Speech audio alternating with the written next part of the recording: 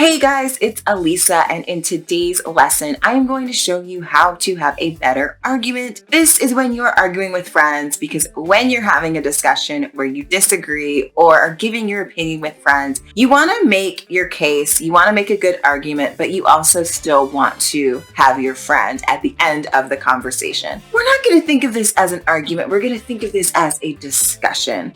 So first, I'm going to tell you guys a little bit of background information so that you know what we're arguing about. It is nothing too serious, I hope. And then I'm going to give you guys some general tips on how to have a better argument when you are talking with your friends. And I'm also going to go over the different parts of an argument. Then I will give you both sides of this argument so you have an example, and you can do the same on your own. Okay, so we're going to start with a little story. It is story time. If you saw my 5th imitation lesson, then you already know this story, but I'm gonna give it here again. And so this little story, imagine you're having a conversation with your friends and something happens and you're like, who's right here in this situation? And in order to have this discussion, you gotta give them some context. You have to give them a little bit of background information. You have to tell them what happened. And so that is what this story is. And so at the end, I'm going to ask the question that we are going to use as our example for this argument today. So here is the story. I have a story to tell you. So you know I'm at the beach right now, and one morning, late morning, it was like 11 o'clock. I hear this screaming. At first I thought it was just kids or teenagers just running around having fun at the beach. You know, normal stuff. But the screaming kept going on and it kept getting louder. And it kind of had that vibe where someone was unhappy or uncomfortable or something wasn't right. So I look out the window at the beach and I don't see anything unusual. People are out there doing what they normally do. So I sit back down, go back to my coffee, and I hear the screaming again. But this time I know something negative is happening. So I'm trying to figure out what's going on. I thought someone was being assaulted or needed help. I was wondering if I was gonna have to get my Superman cape on and go outside. But I looked outside and there was nothing unusual happening. So finally, this person who was screaming starts talking. And it is this woman who is saying something like, I can't believe you, there are kids out here, yada, yada, yada. And I'm like, what's going on? Because I'm nosy. So I look outside and this woman is yelling and screaming. This time I look down and I see her. She wasn't at the beach, she was by the pool. She is screaming at this person that I can't see. And apparently this is what happened. So where I am right now, all of the condos that are facing the beach have floor to ceiling windows. And the way that it's configured, you can see the ocean from every room. Not the bathroom, but all the important rooms, you can see the ocean. You can see it from the bedroom, the living room, all of it. And I guess this man or woman, I don't know, was naked inside their condo and they were on the 1st or 2nd floor and she saw them and she was freaking out. Now, I don't know if they were like right up against the window or if they were in their bedroom after a shower or something. All I know is that someone was naked and this woman was not having it. She was screaming bloody murder. Actually, I don't know if they were naked or not. I just know they weren't wearing the amount of clothes that she wanted them to be wearing. I didn't see them. She was drawing more attention to the situation than if she had just not said anything and been quiet. Also, she ruined my coffee time. But I kind of see both sides of this. I understand why you wouldn't want to be strolling by the pool and look up and see some naked person. I get that. But at the same time, this person was inside their own place. They live there. Is it wrong to be naked in your own house? Is it wrong if someone sees you naked in your own house? Do you have to be extra careful because you're on a lower floor? Thank God I'm not on a lower floor. So here's the question. This is what we're debating today. If you are inside your own house and it is plausible, maybe a 50-50 chance that someone can see you, is it okay to be naked? So that is the question. So I gave you guys the context, I gave you guys the backstory so that you know what I know. so that it's fair. And anytime you are asking a question or debating something and you're referencing something else, it is really important that the person knows the backstory. Everyone's got to know the backstory, because without that, people won't necessarily fully understand what you're saying or where you're coming from, and that can lead to a real argument. And we don't want to have real arguments with our friends. We just want to have discussions. Fun, enlightened conversations where we share our thoughts and opinions in a calm way. Speaking of that, I want to give you guys some tips on how to have a good argument, but also how to have an argument where you really are having a discussion and exchange of ideas. It's not just two people or more talking over each other trying to get their point in. That is pointless, and you probably won't like your friend very much at the end, and they probably won't like you very much. So basically, that's just a good way to lose a friend. So let's not do that. So the first thing you want to do is be concise. You don't want to be too wordy.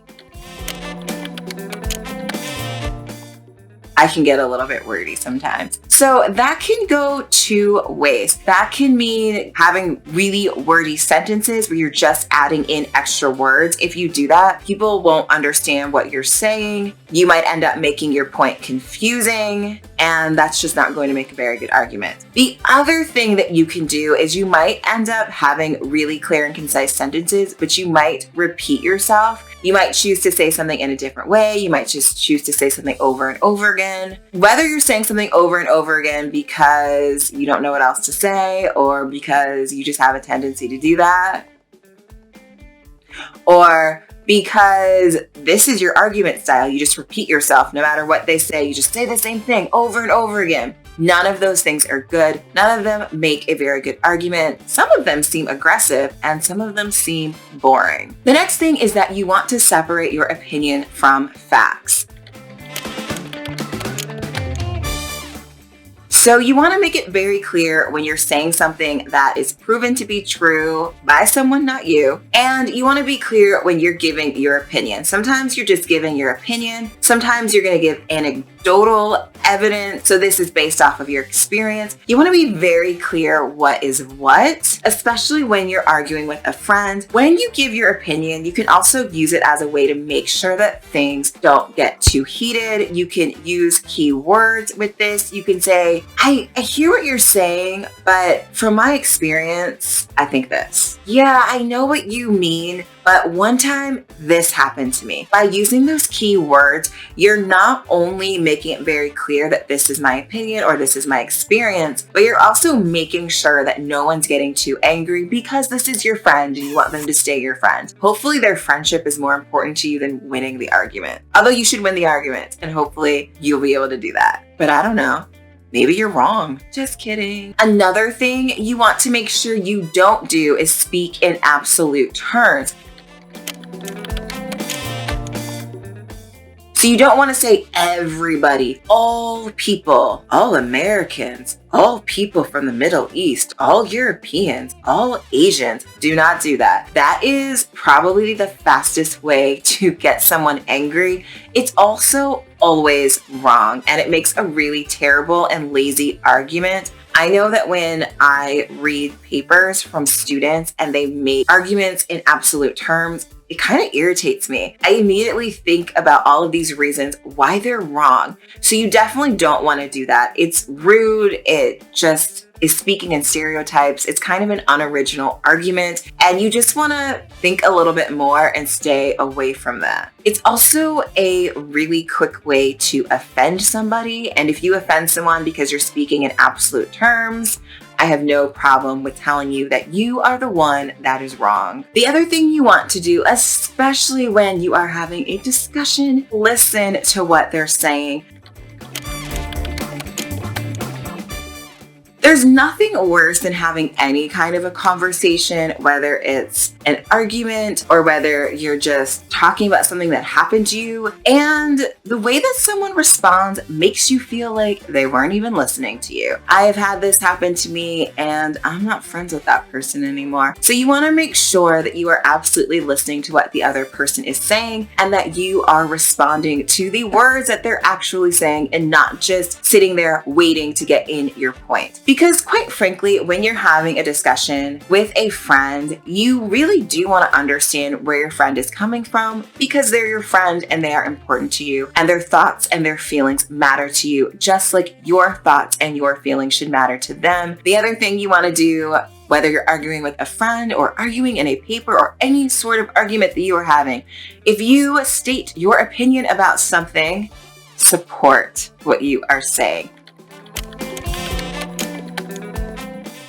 So you always want to be able to back up whatever it is that you're saying. Sometimes you'll be able to back it up with hard facts like research and statistics. If you're arguing with a friend, you might not be able to do that because you probably don't have those things off the top of your head. But you do have to explain yourself. You have to be logical in support of your argument. So make sure that you're connecting the dots to really fully support and show somebody what it is that you are saying. It also gives them the opportunity to understand you, where you're coming from, and it gives you the opportunity to look really smart, like you know what you're saying. Speak with authority, perhaps win the argument. But with a friend, that's not really our goal. Our goal is to understand each other, to be able to express our ideas while still being friends. So speaking in that vein, you want to make sure that you are polite.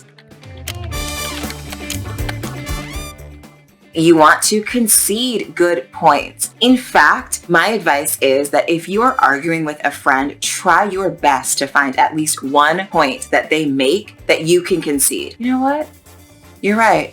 I didn't see it that way. I agree. Because it's going to make them more likely to do the same for you. It's also going to keep the temperature down so that you're still friends by the end of this. And you always want to be polite. This is your friend. Don't start screaming at your friend because they have a different opinion than you have. It should be great that they have a different opinion than you do because then they are a source for a different kind of information, a different perspective, and that only makes you smarter. Before we get into my actual argument, I just want to go over the 5 parts of an argument. We're only going to use 3 of them for this, and generally speaking, with a friend, you probably would only use the first 3, but you could use the last 2 if this is like a really intellectual conversation. So the first part of the argument is called the claim. This is kind of like your main idea. This is the thing that you are arguing. Yes, I think you should be able to be naked in your house. No way, that's gross. You can't be naked in your own house. So whatever that headline thing that you're arguing is, that is your claim. That's the thing you're going to be supporting. So basically, when it comes to your claim, you're answering the question, what do I think? The second part of an argument is the reason. Reasons plural, hopefully. I have a few reasons on both the pro and con side on this one. You always want to have more than one reason, otherwise it doesn't really seem like that strong of an argument. The reason explains why you think something. But the third one is evidence. So with evidence, you are supporting what you are saying. You're answering the question, how do I know this? Proof. So in an argument with your friend, you're probably just going to use anecdotal evidence. You're probably not going to have statistics and research that you just kind of like pull out and start sharing. If you do, I hope you and your friend enjoy debating. Otherwise, you might be taking this a little too seriously. Counterclaim is the next part, and this is where you give the other side of the argument. This is often something that you'll see in an argumentative essay. You're going to give the top 1, 2, or 3 reasons that the other side thinks what they think, and then you'll give the rebuttal, which is the next part, and you're going to explain why those reasons are wrong. It is unlikely that you will do a counterclaim and a rebuttal when you're having a conversation with friends because they are giving the other side of the argument. So they are the counterclaim, and then you might come back and say, well, this is why I have a different opinion. You're going to be polite when you say it, though. You're not going to say, this is why you're wrong. You're wrong. Don't do that. All right, so here is my argument. I have a pro side and a con side. I'm gonna give a little bit of logical evidence. I don't have statistics or research about any of this, and I really don't have any anecdotal evidence with this either. So let's start with the pro side. I think it's completely fine to be naked inside your own home as long as you're in your house. It is your house after all. It shouldn't be a big deal if you're naked in your home. There's already so much body shaming in the world today. Telling people that they have to cover up and can't even be naked inside their own house, which should be like their sanctuary, is only going to further that issue. We already have so many people, especially young people, embarrassed about their bodies, afraid to show their bodies. They think something is wrong with their bodies, and saying that you can't be naked in your own house because there's a chance somebody might see you is only going to further spread those issues. Also, that woman made such a big scene about it.